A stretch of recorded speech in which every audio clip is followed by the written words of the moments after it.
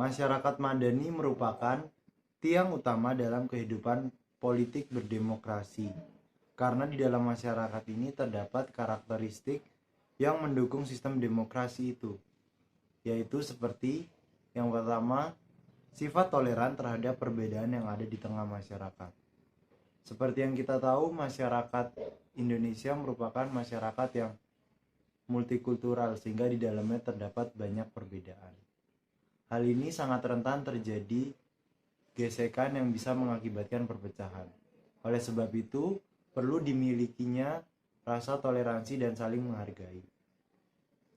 Kemudian ada juga terintegrasinya setiap individu dan kelompok eksklusif ke dalam masyarakat dengan kontak sosial dan aliansi sosial.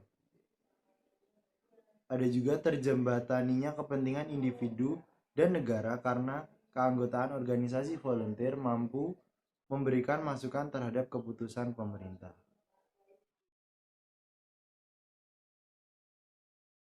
Seperti yang kita tahu, kasus COVID di Indonesia sampai saat ini masih tergolong tinggi, bahkan masuk dalam jajaran tertinggi di dunia. Untuk mengatasinya, perlu adanya upaya bersama dari segenap bangsa. Tidak hanya menjadi tanggung jawab pemerintah, namun juga tanggung jawab masyarakat umum, sebagaimana seluruh warga negara Indonesia termasuk kita. Kita semua bisa mengambil bagian dimulai dari diri sendiri, seperti dengan meningkatkan kesadaran protokol kesehatan, yaitu pakai masker, cuci tangan dan kaki setelah berpergian, kemudian menjaga jarak, dan lain sebagainya. Kemudian pemerintah mengambil kebijakan seperti PPKM untuk mencegah semakin meningkatnya kasus penularan di Indonesia. Maka hendaknya kebijakan ini dipatuhi seluruh warga negara tanpa terkecuali. Dengan begitu, kasus penyebaran dapat turun dan Indonesia semakin pulih.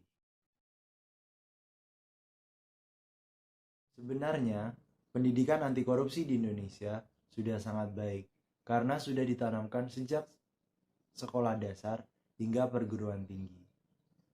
Namun yang menjadi masalah sebenarnya bukan dari pendidikan anti korupsi ini, namun dari dalam diri individu yang kurang memiliki kesadaran terhadap tugas tanggung jawab yang diemban dan rasa empati terhadap sesama. Jadi yang bermasalah bukan pendidikannya, tetapi kesadaran dan akhlaknya.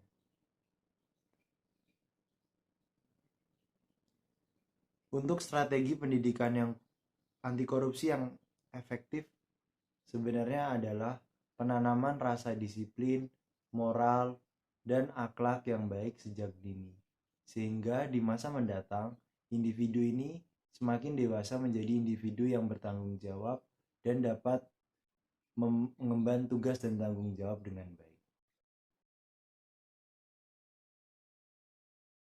Alasan korupsi disebut kejahatan luar biasa adalah salah satunya karena dampak korupsi yang merugikan, tidak hanya sebagian kecil pihak, bahkan sampai skala sebuah negara. Dampak yang dirasakan masyarakat bisa banyak hal. Contohnya pembangunan infrastruktur yang ada anggarannya namun tidak nyata hasilnya. Bayar pajak saja namun tidak merasakan feedback atau timbal baliknya karena uangnya dikorupsi. Dan masih banyak hal lagi. Kemudian peran mahasiswa dalam mendukung gerakan anti korupsi adalah dengan terlibat langsung mencegah, yaitu mengawasi dan melapor tindak korupsi ke pihak berwenang, dan memberikan edukasi dan sosialisasi kepada masyarakat tentang anti korupsi.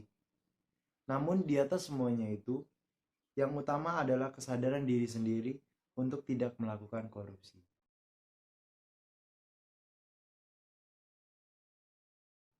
Negara Indonesia memiliki banyak macam suku dan budaya di dalamnya.